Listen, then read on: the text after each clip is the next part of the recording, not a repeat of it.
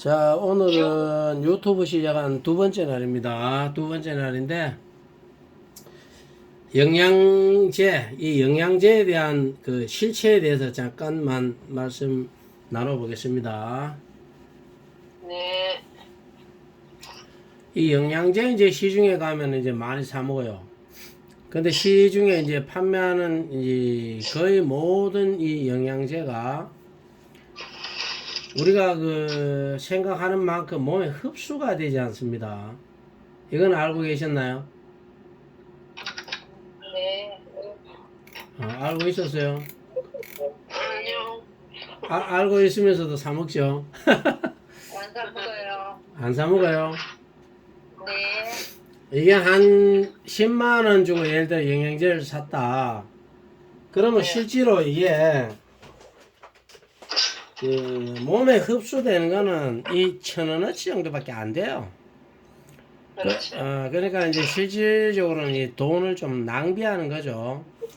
맞아요. 우리가 이제 뭐 돈이 많아서 쓸데가 없는 사람들이야 뭐 낭비해도 괜찮겠지만 우리 일반 국민들은 돈을 버는데 좀 힘들잖아요, 솔직히. 그러면 이런 걸 좀 아껴야 되는 거예요. 아껴야 되고. 자, 오늘 거기에 대해서 잠깐만 얘기해 볼 건데, 이런 현상들이 왜 생기느냐? 이게 학교이죠. 우리가 학교 다니면서 배운 거, 사회에서 배운 거, 그리고 특히 이제 집에 앉아서 그 바보 상자를 들여다보고 얻은 이 지식들이 거의 다가 거짓말이기 때문에 그래요. 이 거짓말을, 그러니까 이제 이게, 세상 사람들은 내가 말하는 거짓말은 진리가 아니다. 그런 뜻이고, 세상에서 말하는 거짓말은 사실이 아니다. 이제 그런 뜻이에요. 요건 약간의 차이가 있어요. 그건 뭐 깊이 있는 그 문제에서 나중에 시간 있으면 또 토론하면 하면 되고, 우리가 그리 학교나 사회나 TV나 통해서 이 얻은 그 지식들이 대부분이 가짜입니다. 그걸 사실로 믿고 그냥 살아가는 거죠. 그래서 뭐 이제 단백질이다, 탄수화물이다, 뭐 여러 가지 어저께 이제 우리가 얘기 나눴던 뭐 콜레스테롤 같은 거 이런 것들이 잘못된 지식들이 많이 있어요. 그래서 우리가 이제 탄수화물을 마치 범죄시 해가지고 먹지 말라는 사람도 있거든요. 그러나 우리가 이제 탄수화물 사실 한 70%를 섭취해야 되고요. 그 다음에 이제 단백질 한 20%, 나머지 뭐 미네랄, 기타, 뭐 비타민 이런 것이 한 10% 이렇게 되면 좋아요. 근데 이 퍼센트는 정확한 것이 아니고 대략적으로 그냥 말씀드리는 가운데 이 탄수화물을 많이 먹어야 된다는 것을 지금 강조하기 위해서 얘기하는 겁니다. 그래서 우리가 이제 네, 시중에서 사 먹는 이 영양제 중에는 크게 보면 이제 두 가지예요. 단백질이나 뭐 탄수화물이나 이런 기타 이런 것들은 음식으로 많이 섭취하기 때문에 물론 그 안에도 있지만 주로 이제 부족한 거를 채우기 위해서 영양제라는 걸 만들려 했는데 그 미네랄하고 비타민이 주로 주 재료예요. 거의 두 가지가 주 재료입니다. 근데 이 두 재료가 우리 몸에 이제 흡수가 잘 되려면 조건이 있어요. 이 조건을 맞춰야 되는데 오늘 한 세 가지만 얘기할게요. 첫 번째 조건은 뭐냐면 이게 이 미네랄 중에는 이게 유기 미네랄이냐 아니면 무기 미네랄이냐 이걸 이제 따져봐야 돼요. 유기라고 하는 것은 유기를 얘기하기 전에 무기를 먼저 알아야 돼요.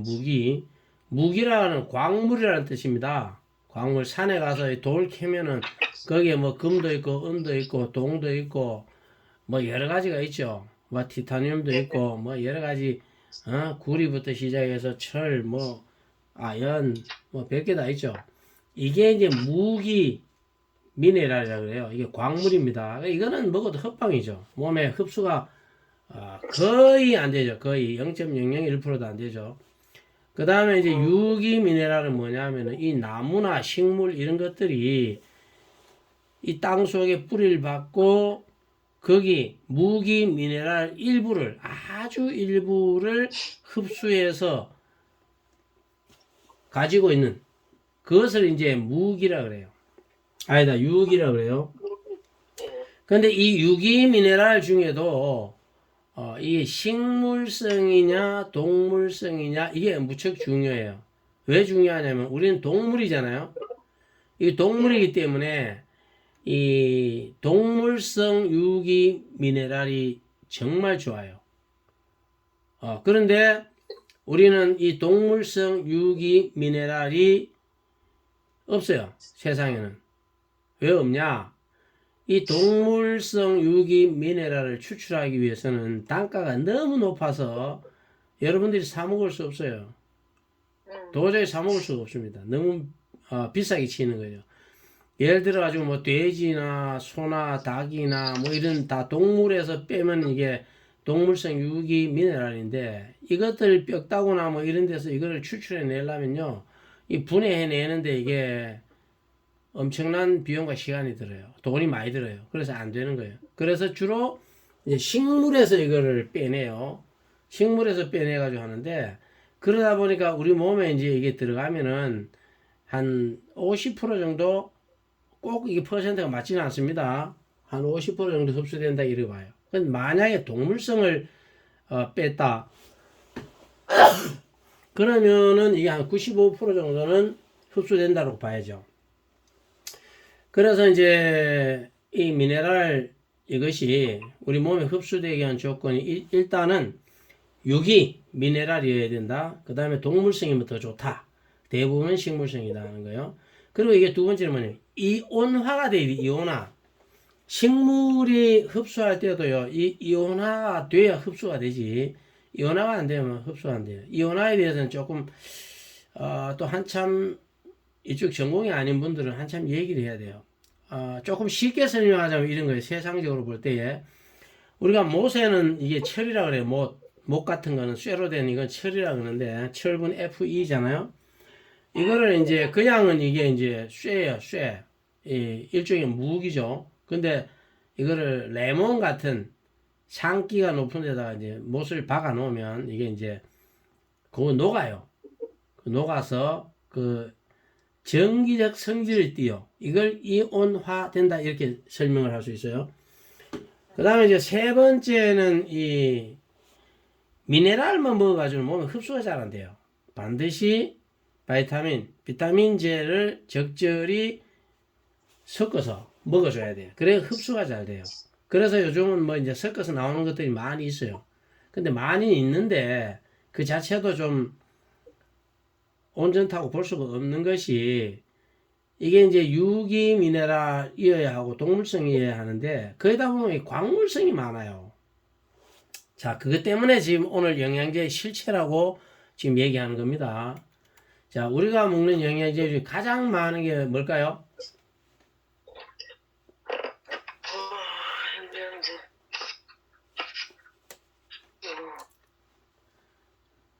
저 이희태 선생님,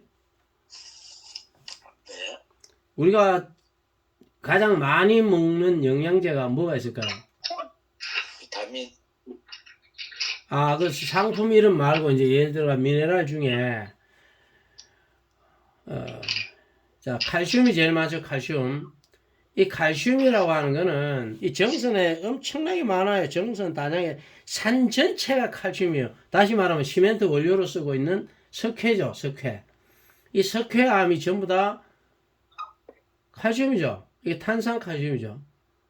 이 탄산칼슘을 가지고 이제 이게 주 시멘트 원료인데 이게 이런 게 몸에 흡수될 수가 없죠.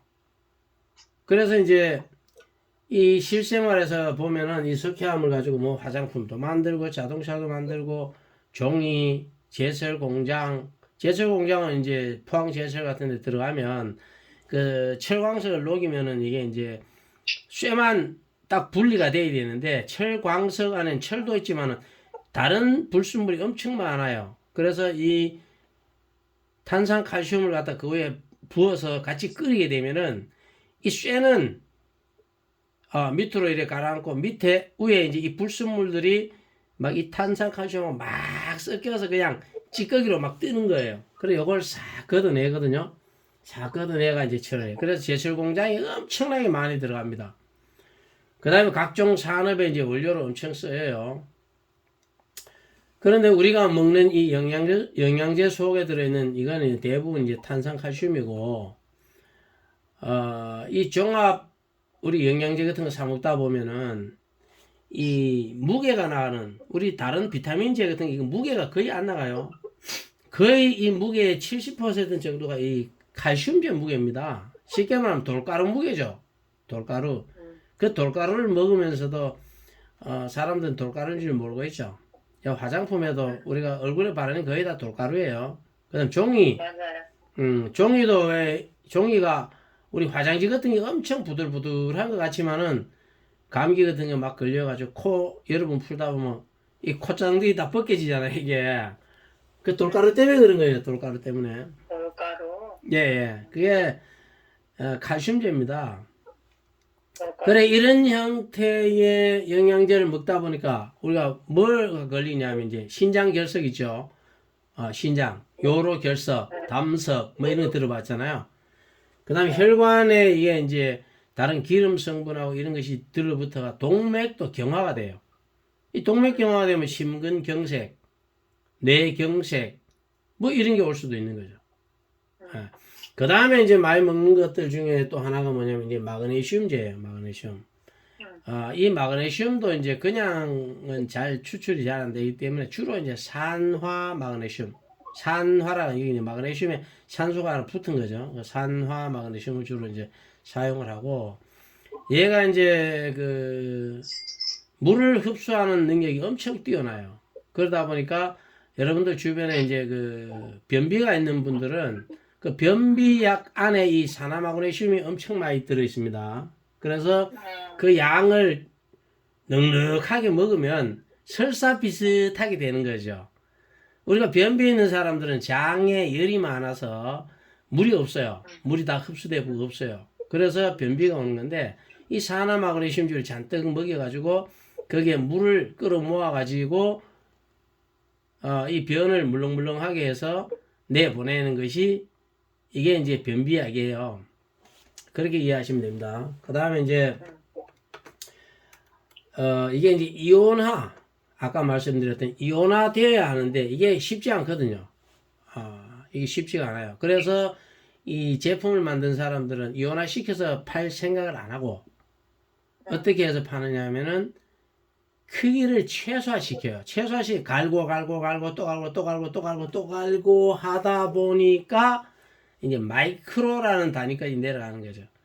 그래서 이 건강식품 파는 중간에 특히 다단계 하는 사람들 보면 이게 말이야 흡수 잘 되게 하려고 마이크로화 시켰다고 막 떠들고 다녀요. 자랑 삼아. 자기가 무식한 줄도 모르고 막 떠들고 다니게. 아무리 마이크로화를 시켜도 이온화가 되지 않으면 안 돼요. 왜 안 되냐? 자, 이 세상 사람들은 이런 지식이 좀 부족하기 때문에, 이건 말이야, 미세하게 흡수 잘 되게 만들었다, 이러면 그 말을 그냥 뿅 갑니다. 그래가지고 그걸 또 사 먹어요. 근데, 흡수가 잘 되면 물론 좋은 거지만, 우리가 거꾸로 한번 생각해 보면 돼. 독약이 흡수가 잘 되면 좋을까요? 좋습니다.